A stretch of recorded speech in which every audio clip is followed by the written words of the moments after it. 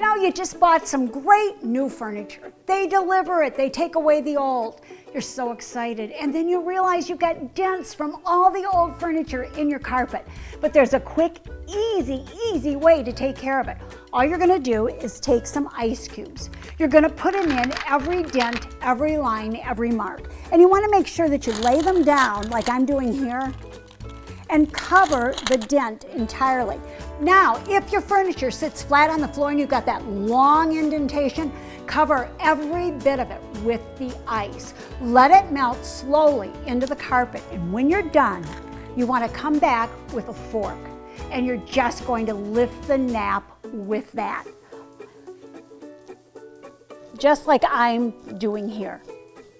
That's all it takes. Let that dry and you'll never know that you had furniture there. For more information, go to queenofclean.com. Thanks for talking dirty with the Queen of Clean.